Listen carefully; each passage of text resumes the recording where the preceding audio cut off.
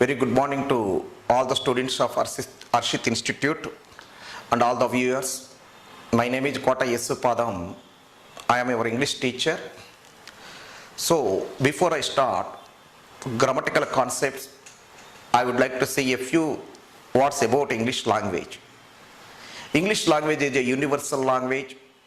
So, every student should have the knowledge of English. So, if you don't have knowledge of English, if you are not fluent, if you are not perfect, when you don't have command over English language, you are losing the opportunities to get the good job.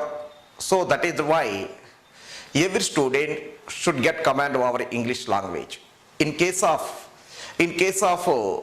irrespective of the group of the subject, irrespective of the groups of the subjects that you study, whether you are the MPC student, whether you are the BSc student, or the engineering student, or the BS student, each and every student should have knowledge of English, and they should have command over English. Otherwise, you have less possibility to get jobs, and especially you have less opportunities to get the government jobs also. Why? Because in every competitive examination, English is a part of every competitive examination.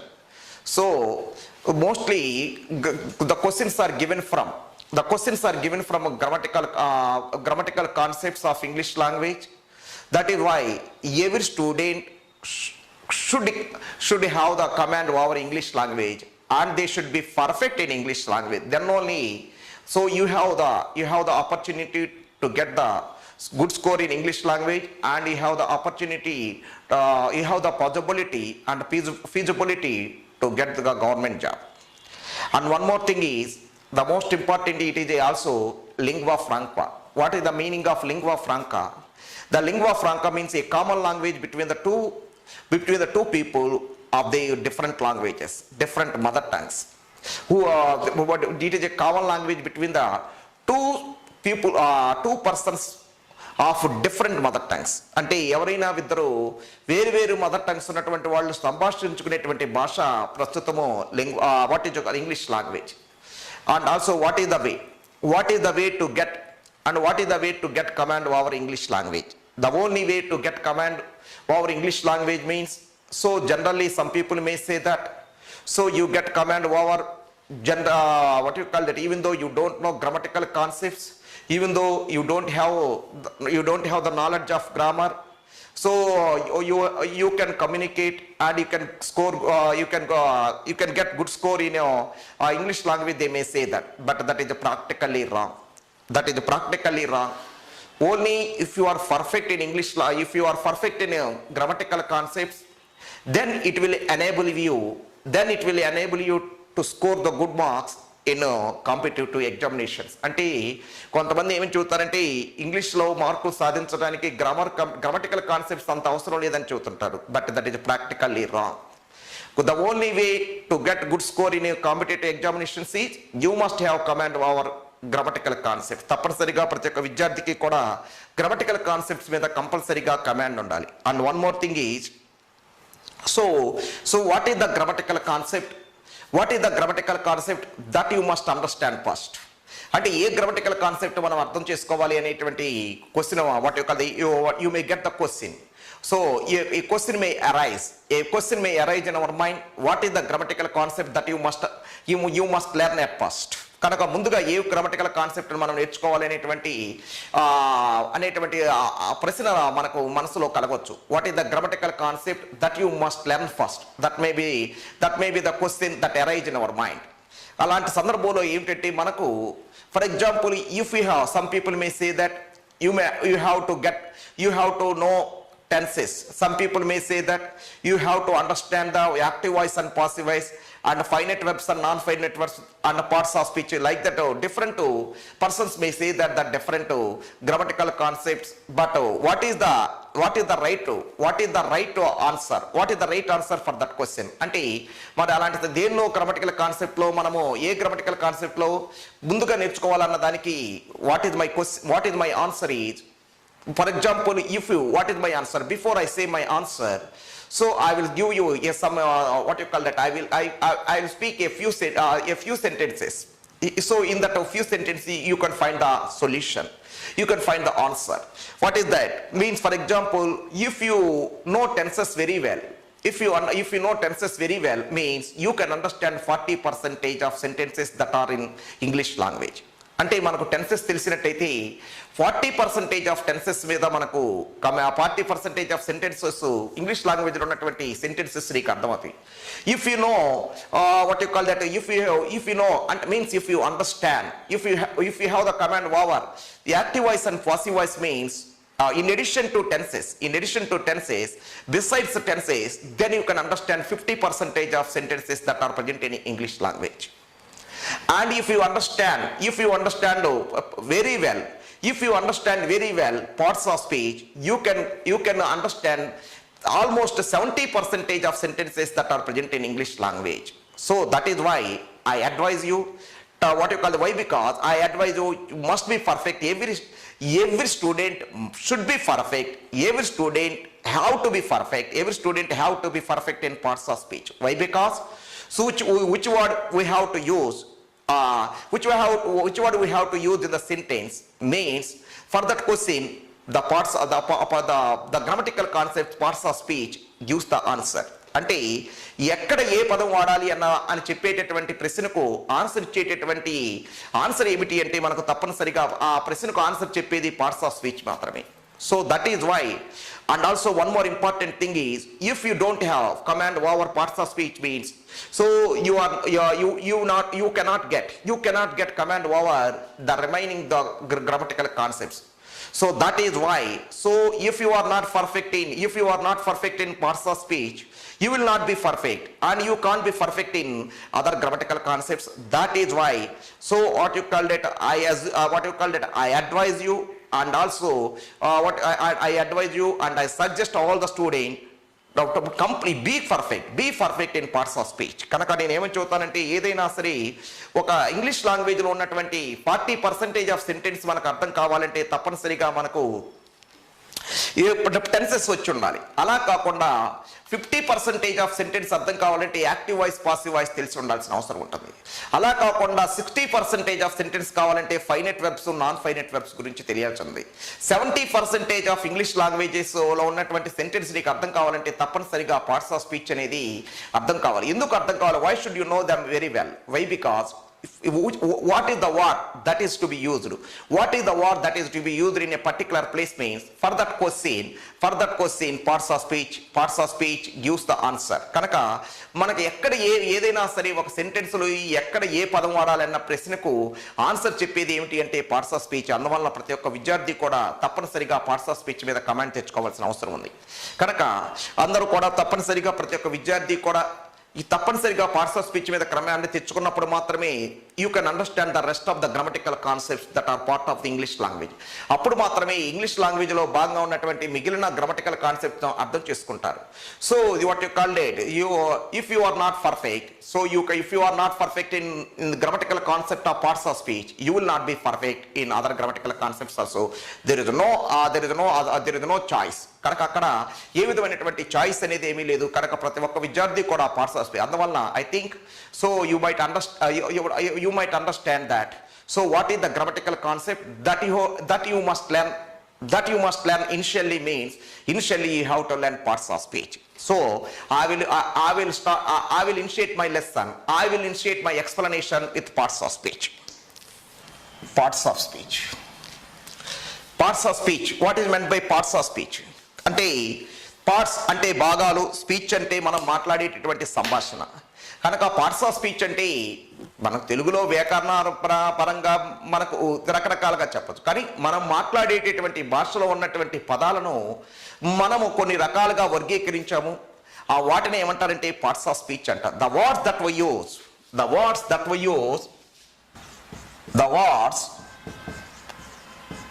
use are divided into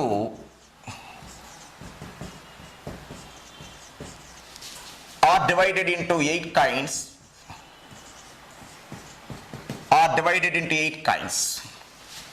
according to their use, according to their use, or the work they do in the sentence, the work they do in the sentences, they are called parts of speech. The words that we use are divided into 8 kinds according to their use or the work they do in the sentences, they are called parts of speech. అంటే ఏమని చెబుతున్నామంటే the words that we use, అంటే ఏ పదాలైతే మనం ఉపయోగిస్తున్నామో the words that we use are divide చేయబడి are classified, otherwise they are classified into 8 kinds. 8 రకాలుగా మనం వర్గీకరించాం. మరి ఏదైనా సరే క్లాసిఫికేషన్ చేస్తున్నాము అంటే తప్పనిసరిగా while you classify whatever you may classify, there must be the base. There must be the basis for your classification. Otherwise your division. కనుక ఎప్పుడైతే నువ్వు క్లాసిఫై చేస్తున్నావో డివిజన్ చేస్తున్నావో అక్కడ తప్పనిసరిగా నీ క్లాసిఫికేషన్కు లేక డివిజన్కు తప్పనిసరిగా ఏముండాలంటే there must be a base. కనుక there must be basis for your classification. తప్పనిసరిగా దానికి అంటూ ఒక ఆధారం ఉండాలి. ఎప్పుడైతే ఆ ఆధారం, ఇప్పుడు ఫర్ ఎగ్జాంపుల్ మనము విద్యార్థులని ఫస్ట్ క్లాస్ స్టూడెంట్స్ అని, సెకండ్ క్లాస్ స్టూడెంట్స్ అని, ఆర్డినరీ స్టూడెంట్స్ అని, తర్వాత ఫెయిల్డ్ స్టూడెంట్స్ గాను మనం వర్గీకరణ చేస్తున్నాం. 60 and above percentage మార్కులు వచ్చిన విద్యార్థుల ఫస్ట్ క్లాస్ స్టూడెంట్స్ అంటున్నాం.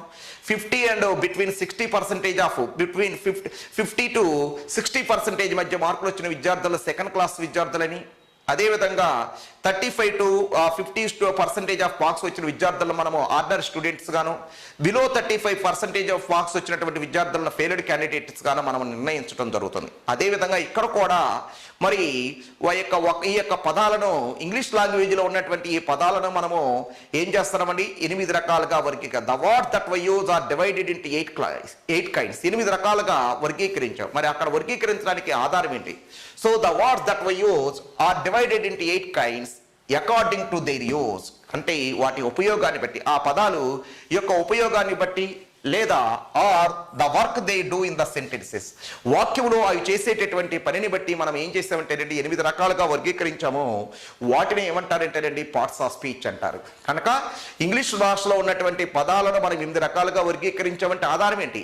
వాక్యంలో అవి చేసేటటువంటి పనిని బట్టి, లేదా వాటి యొక్క వాటి ఉపయోగాన్ని బట్టి వాటిని మనం ఏం చేస్తామంటే 8 రకాలుగా వర్గీకరించాము. వాటిని ఏమంటామంటే పార్ట్స్ ఆఫ్ స్పీచ్ అంటారు.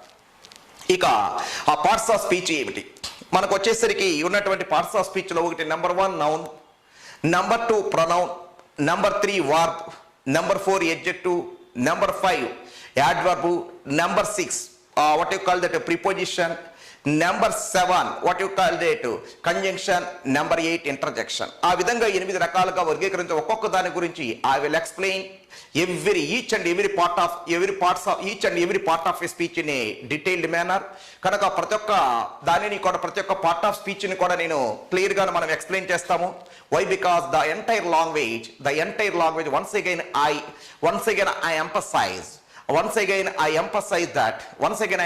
that the entire language depends on parts of speech, so what you call it, with respect to the knowledge of, with respect to command over the parts of speech, you can assess the knowledge of the student and also the knowledge of the teacher who teaches English. Kanaka అందులో parts of speech మీద ఉన్నటువంటి command ని బట్టి ఆ student కొన్నటువంటి English knowledge ని, అదే విధంగా ఆ టీచర్ కొన్నటువంటి ఇంగ్లీష్ నాలెడ్జ్ ని కూడా మనం అర్థం చేసుకోగలుగుతాం. So most of the teachers may not teach properly simple compound complex sentences because they don't have the command over our parts of speech. That is the main reason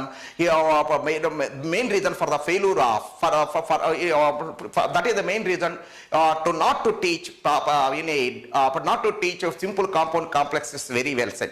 కనుక చాలా మంది teachers simple compound complex sentences చక్కగా explain చేయలేరు. What is the reason for that? means I can say that I say that they don't have the complete command over parts of speech. So that is the way they are not in a position to teach those that grammatical concept very well. Kanaka simple compound complex concept simple sentence, complex sentence, compound sentence అనేటువంటి ఆ యొక్క grammatical concept ఎక్కువ మంది విద్యార్థులు అర్థం చేసుకోలేకపోవటానికి, అదేవిధంగా ఎక్కువ మంది ఉపాధ్యాయులు కూడా మిగిలిన గ్రామటికల్ కాన్సెప్ట్ చెప్పినంత ఎఫెక్టివ్గా ఆ గ్రామటికల్ కాన్సెప్ట్ చెప్పలేకపోవడానికి గల ప్రధాన కారణం ఏమిటంటే they don't have complete command or parts of speech. కనుక వాటికి పార్ట్స్ ఆఫ్ స్పీచ్ మీద సరైనటువంటి కమాండ్ లేకపోవటమని కూడా మనం చెప్పుకోవచ్చు.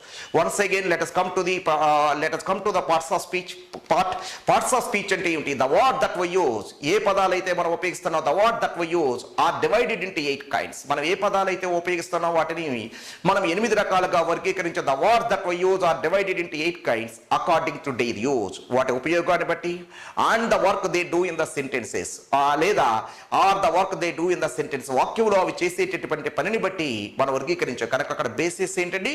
ఆ పదాల యొక్క ఉపయోగము లేదా వాక్యంలో అవి చేసేటటువంటి పనిని ఆధారంగా చేసుకుని మనము ఇంగ్లీష్ భాషలో ఉన్నటువంటి పదాలను 8 రకాలుగా వర్గీకరించాము. Number 1 noun, number 2 pronoun, number 3 verb, number 4 adjective, number 5 adverb, number 6 what you call that preposition, number 7 conjunction, number 8 interjection.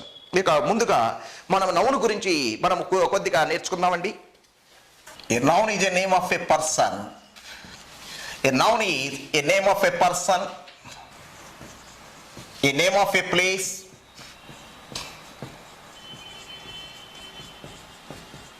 or a name of a thing, or a name of a thing. What is a noun? A noun is a name of a person, a name of a place, or a name of a thing. కనుక ఇక్కడ thing means వస్తువు అని మాత్రమే కాదు, it has a broad meaning. So in the latter part of my explanation I will clearly give complete information regarding the thing. కనుక thing అంటే ఇక్కడ వస్తువు అని మాత్రమే కాదండి. What is a noun? A noun is a name of a person, a name of a place, or a name of a thing. అంటే ఒక వ్యక్తి యొక్క పేరును కానీ, లేదా a name of a place ఒక ప్రాంతం యొక్క పేరును కానీ, or a name of a thing. ఒక థింగ్ అంటే ఇక్కడ మనకు కేవలం వస్తువు మాత్రం, ఒక వస్తువు పేరు లేకపోతే a thing means what is the meaning of thing? Thing means anything that you think of. కనుక నీకు ఆలోచన కలగజేసేటటువంటి ప్రతి ఒక్క దాన్ని కూడా మనం ఇక్కడ థింగ్గా భావించాల్సి వచ్చింది. ఇక్కడ లవ్ అనేటువంటి పదాన్ని వాడాను, అలాగే ఆనెస్టీ అనేటువంటి పదాన్ని వాడాను, నిజాయితీ అని. కానీ నీకు ఒక ఆలోచన కలిగింది, అది కూడా ఆనెస్టీ అనేది ఒక నౌన్ అవుతుంది. లవ్ ప్రేమ అనేది ఒక నౌన్ అవుతుంది. ఇట్ల గురించి ఇప్పుడు it is too early to speak about those words. కనుక ఆ పదాలన్నిటి గురించి ఇక్కడ ఇప్పుడే మాట్లాడతాం అనేది మనకు చాలా ఎర్లీగా ఇట్ ఈస్ టూ ఎర్లీ, చాలా తొందరపాటు అవుతుంది. అందువల్ల I don't speak now only, I don't explain now only about the thing. కనుక థింగ్ అంటే ఇక్కడ వస్తువు మాత్రమే అనుకోవద్దండి. Thing means anything that you think of. కనుక నీకు ఆలోచించే ప్రతి ఒక్క దానిని కూడా anything that you think of, నువ్వు దేని గురించి అయితే ఆలోచిస్తున్నావు దానికి ఒక నౌనుగా మనము భావించాల్సిన అవసరం ఉంటుంది. అంటే ఫర్ ఎగ్జాంపుల్ థాట్ అన్న ఆలోచన, అది కూడా ఒక నౌను. అలాగే వాటి పనిష్మెంట్ అన్నా అది కూడా ఒక నౌన్ అవుతుంది అనమాట. నిజాయితీ అన్నాం, అది ఒక నౌన్ అవుతుంది. బలము అన్నాం, స్ట్రెంత్ అన్నాం, అది ఒక నౌన్ అవుతుంది. ఇవన్నీ కూడా అబ్స్ట్రాక్ట్ నౌన్ కిందకు వస్తాయి. వాటి గురించి కూడా మరొకసారి మాట్లాడుకుందాం.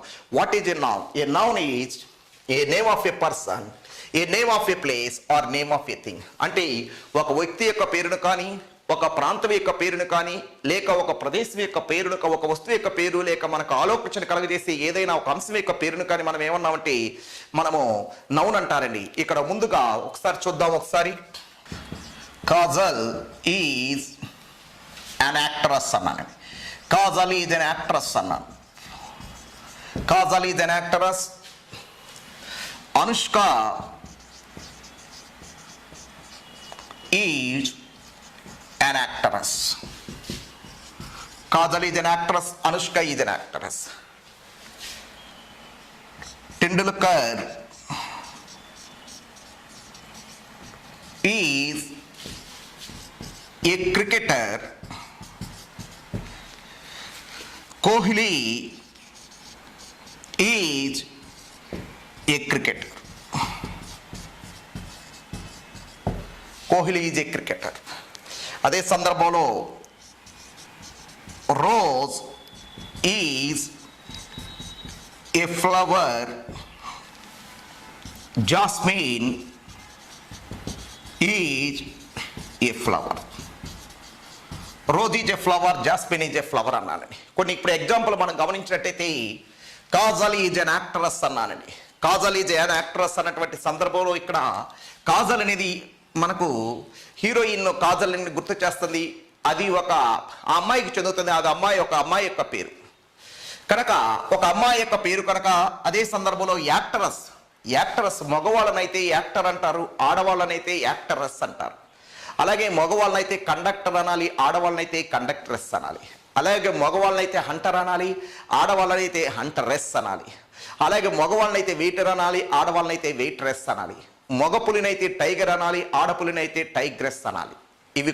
ఇవేమవుతుందంటే feminine gender and masculine gender అన్నమాట. ఇవన్నీ కూడా జెండర్స్ అంటే మనకు తెలుగులోకి వచ్చేసరికి పుంలింగాలు అలాగే స్త్రీలింగాలు ఉంటాయి. ఇక్కడ మగవాళ్ళనైతే యాక్టర్ అంటామండి, ఆడవాళ్ళని నటించే వాళ్ళని యాక్టరస్ అంటాం. కాజల్ అనేది కూడా ఒక అమ్మాయిని సూచిస్తుంది, పర్టికులర్ అమ్మాయి పేరు. ఈ యాక్టరస్ అనేది కూడా ఒక నటిని చూస్తుంది, అది కూడా ఒక వ్యక్తినే సూచిస్తుంది. కానీ ఇక్కడ తేడా ఉంది. అలాగే కాజల్ అనగా కాజల్ అనేటువంటి పేరు కాజల్కు మాత్రమే వర్తిస్తుంది. అలాగే అనుష్క అన్నాము, అనుష్క అనేది ఒక పర్టికులర్ అమ్మాయి పేరు. అనుష్క అనే పేరు అనుష్కకు మాత్రమే వర్తిస్తుంది. కానీ అదే సందర్భంలో యాక్ట్రెస్ అనేటువంటి పేరు కాజల్ అనే ఆమె కూడా ఒక యాక్ట్రెస్ అయింది, అనుష్క కూడా ఒక యాక్ట్రెస్ అయింది, తమన్నా కూడా ఒక యాక్ట్రెస్ అవుతుంది, రకుల్ ప్రీతి సింగ్ కూడా ఒక యాక్ట్రెస్ అవుతుంది. అంటే ఈ యొక్క కాజల్ అనేటువంటి పేరు కాజల్కు మాత్రమే చెందుతుంది. కాజల్ అనే పేరు కాజల్కు మాత్రమే చెందుతుంది. కానీ యాక్ట్రెస్ అనేటువంటి పేరు ఎవరైతే ఆడవాళ్ళు నటిస్తున్నారో వాళ్ళందరికీ కూడా, అంటే కేవలం హీరోయిన్కి మాత్రమే కాదండి, అది ఎవరు నటించినా కూడా వాళ్ళందరికీ కూడా చెందింది. యాక్ట్రెస్ అనేటువంటి పేరు కాజల్కి వర్తిస్తుంది, అంటే యాక్ట్ చేసేటటువంటి ప్రతి ఆడవాళ్లకు వర్తిస్తుంది. అంటే ఈ విధంగా మనం పరిశీలించినట్లయితే ఇప్పుడు మనము వెన్ యూ అబ్జర్వ్ మనం పరిశీలించినట్లయితే ఇక్కడ మనకి ఏమవుతుంది అంటే కొన్ని పేర్లు పర్టికులర్ పర్సన్కి మాత్రమే చెందుతున్నాయి, కానీ కొన్ని పేర్లకు వచ్చేసరికి అందరికీ ఉమ్మడిగా చెందుతున్నాయి. కనుక ఈ కారణం చేత మనము నౌన్స్ ని రెండు రకాలుగా, అంటే ఇక్కడ I'm not going to explain the each and every type of noun otherwise I'm not going to classify all the nouns here. కనుక ప్రతి ఒక్క నౌన్ నేను ఇక్కడ ఎక్స్ప్లెయిన్ చేయట్లేదండి. కొంతవరకు చాలా సింపుల్ గా ఉన్నటువంటి నౌన్స్ వాటిని మాత్రమే చెబుతున్నాము. What you call in my later classes as a part of types of noun I will give complete information about the types of the nouns. కనుక అక్కడ నేను ప్రతి ఒక్క టైప్స్ ఆఫ్ నౌన్స్ గురించి పూర్తిగా ఇన్ఫర్మేషన్ ఇస్తాను. ఇక్కడ మటుకి what you call it is very simple, these nouns are very simple. కనుక ఇప్పుడు చెప్పబోయేటటువంటి ఈ నౌన్స్ చాలా సింపుల్ గా ఉంటాయి, అందువల్ల వాటిని పరిచయం చేస్తున్నాను అన్నమాట అండి. కాజల్ అనేటువంటి పేరు కాజల్కు మాత్రమే చెందుతుంది. అదే సందర్భంలో యాక్ట్రెస్ అనేటువంటి పేరు కాజల్కు కూడా చెందుతుంది. అలాగే అనుష్క అనేటువంటి పేరు అనుష్కకు మాత్రమే చెందుతుంది. యాక్ట్రెస్ అనేటువంటి పేరు అనుష్కకు కూడా చెందుతుంది. అంటే కొన్ని నౌన్స్ ఏమవుతాయి అంటే అందరికీ వర్తిస్తున్నాయి, కొన్ని నౌన్స్ మటుకి పర్టికులర్ పర్సన్కు మాత్రమే వర్తిస్తున్నాయి. ఈ విధంగా పర్టికులర్ పర్సన్కు మాత్రమే వర్తించేటటువంటి నౌన్ ఏమంటారంటే ప్రాపర్ నౌన్ అంటారండి. కనుక కాజల్ అనేటువంటిది ప్రాపర్ నౌన్ అయింది. అదే సందర్భంలో యాక్ట్రెస్ అనేది ఏమైపోద్దంటేనండి కామన్ నౌన్ అయింది. Common noun. What is a proper noun? Proper noun is a name of a particular person, name of a particular place or name of a particular thing. అంటే ఒకరికి మాత్రమే చెందేటంటే ప్రత్యేకమైనటువంటి వ్యక్తికి కానీ, name of A particular person ప్రత్యేకమైనటువంటి ఒక particular పర్సన్కి కానీ, పర్టికులర్ ప్లేస్ ఒక ప్రత్యేకమైనటువంటి ప్రాంతానికి కానీ, లేదా పర్టికులర్ థింగ్కు ఒక పర్టికులర్ వస్తువుకు మాత్రమే చెందేటటువంటి నౌన్స్ ఏమంటారంటే మనము ప్రాపర్ నౌన్స్ అంటారు. ఫర్ ఎగ్జాంపుల్ విజయవాడ అనేటువంటి దాన్ని మనం పరిగణలో తీసుకున్నట్టయితే Vijayawada is a city, let us suppose. కనుక సిటీ అనేటువంటి పేరు విజయవాడకు వర్తిస్తుంది, గుంటూరుకు కూడా వర్తిస్తుంది, హైదరాబాద్కు కూడా వర్తిస్తుంది. అదే సందర్భంలో విజయవాడ అనేటువంటి పేరు విజయవాడకు మాత్రమే చెందుతుంది, గుంటూరు అనేటువంటి పేరు గుంటూరుకు మాత్రమే వర్తిస్తుంది, హైదరాబాద్ అనేటువంటి పేరు హైదరాబాద్కు మాత్రమే వర్తిస్తుంది. కానీ సిటీ అనేటువంటి పేరు విజయవాడకు వర్తిస్తుంది, వైజాగ్కు వర్తిస్తుంది, గుంటూరుకు వర్తిస్తుంది, హైదరాబాద్కు కూడా వర్తిస్తుంది. ఈ కారణం చేత సిటీ అనేటువంటి దానిని మనం కామన్ నౌన్ గా తీసుకుంటాము. అలాగే మచిలీపట్నం అనుకున్నాము, గుడివాడ అనుకున్నాము. కనుక మచిలీపట్నం అనేటువంటి అది టౌన్ అనుకున్నాం. టౌన్ అనేటువంటి పేరు మచిలీపట్నానికి వర్తిస్తుంది, గుడివాడికి కూడా వర్తిస్తుంది. కానీ మనకు మచిలీపట్నం అనే పేరు మచిలీపట్నానికి మాత్రమే వర్తిస్తుంది, గుడివాడ అనేటువంటి పేరు గుడివాడికి మాత్రమే వర్తిస్తుంది. అదేవిధంగా చల్లపల్లి అనుకున్నాము, అవనిగడ్డ అనుకున్నాము. Challapalli is a village, Avanigadda is a village అన్నాం.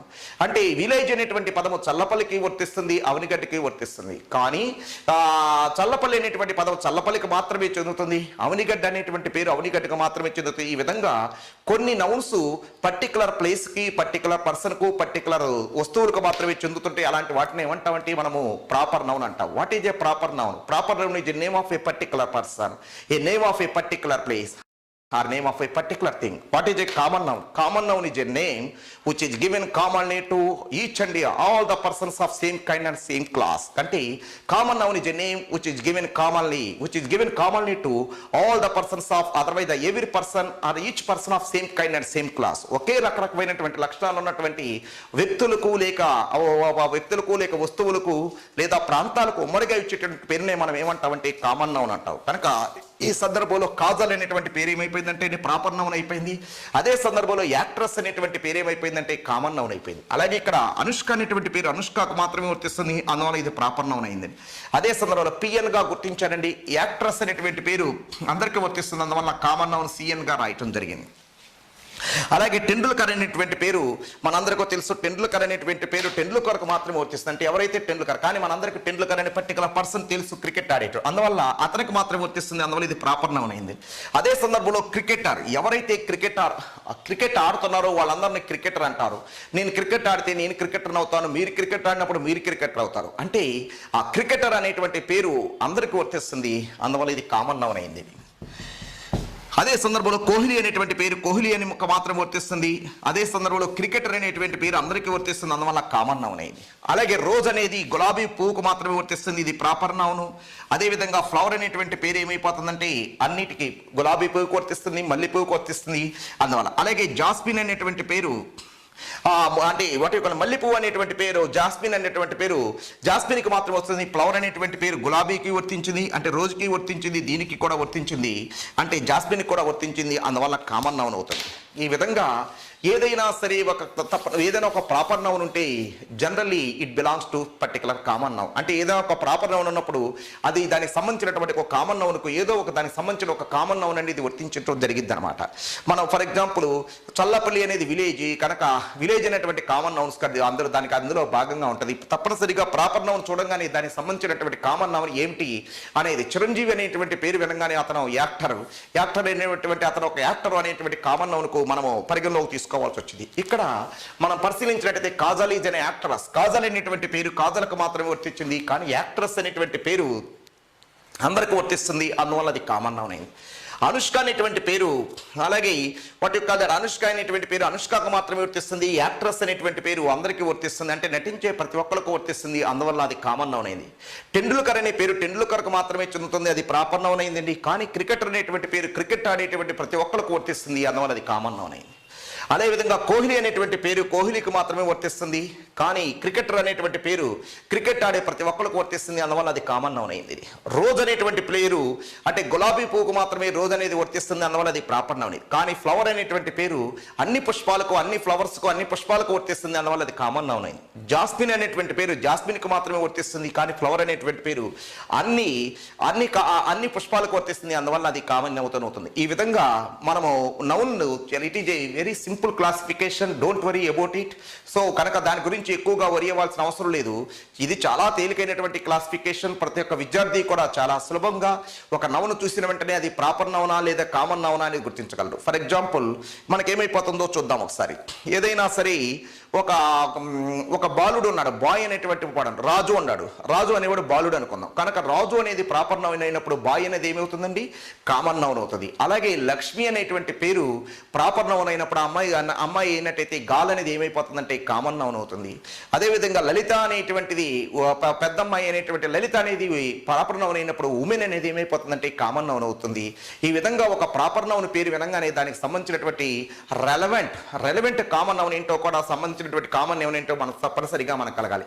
అలాగే ఆపిల్ అనేటువంటి పేరు వినంగానే అది ఒక ఫ్రూట్ అవుతుంది. కనుక ఆపిల్ అనేది ఏమైపోతుందంటే ఒక ప్రాపర్ నౌన్ అయినప్పుడు ఫ్రూట్ అనేది ఏమైపోతుందంటే కామన్ నౌన్ అవుతుందండి. అలాగే మ్యాంగో అనేది ఒక ప్రాపర్ నౌన్ అయినప్పుడు ఫ్రూట్ అనే పేరు ఏమైపోతుందండి, కామన్ నౌన్ అవుతుంది. ఈ విధంగా ఏదైనా ఒక ప్రాపర్ నౌన్ పేరు వినడం వెంటనే మీరు దానికి సంబంధించినటువంటి కామన్ నౌన్ ఏంటో కూడా మీ బ్రెయిన్లో కలిగినట్టయితే కొంతవరకు ఈజీగా గుర్తించుకోగలుగుతారు. కనుక నౌన్ అంటే ఏం చెప్పి, noun is a name of a person, అంటే ఒక వ్యక్తి పేరును కానీ, నేమ్ ఆఫ్ ఏ ప్లేస్ ఒక ప్రాంతం యొక్క పేరును కానీ, నేమ్ ఆఫ్ ఏ థింగ్ కనుక ఒక వస్తువు యొక్క పేరుని కానీ సూచిస్తుంది. ఇక్కడ here thing means anything that you think of, నీకు ఆలోచింపచే నువ్వు ఆలోచించే ప్రతి ఒక్క దానిని కూడా మనం ఏమని చెప్పొచ్చు అంటే నౌన్ అంటాము. అలాగే దాని గురించి నేను తర్వాత మనం తప్పనిసరిగా after explaining adjective, so what I will explain abstract noun also there. I will give you complete information about that thing. కనుక నేను ఆ థింగ్ అనేటువంటి పదానికి ఆ ఎడ్జెక్టివ్ గురించి చెప్పిన తర్వాత కంప్లీట్ క్లారిఫికేషన్ కూడా నేను ఇవ్వడం జరుగుతుంది. కనుక ఇప్పుడు దాకా మనం నౌన్ అంటే ఏంటో తెలుసుకున్నాం, పార్ట్స్ ఆఫ్ స్పీచ్ అంటే ఏంటో చెప్పడం జరిగింది. వాట్ ఈజ్ చెప్పారు, the word that we use, ఏ పదాలు అయితే మనం ఉపయోగిస్తున్నామో ఆర్ డివైడెడ్ ఇంటూ 8 kinds. కనుక 8 రకాలుగా వర్గీకరించడం జరిగింది. అకార్డింగ్ టు దేర్ యూజ్ అంటే వాటి యొక్క ఉపయోగాన్ని బట్టి, or the work they do in the sentence లేదా వాక్యంలో అవి చేసేటటువంటి పనిని బట్టి మనం 8 రకాలుగా వర్గీకరించడం జరిగింది. వాటిని మనం ఏమంటామంటే పార్ట్స్ ఆఫ్ స్పీచ్ అంటాము. సో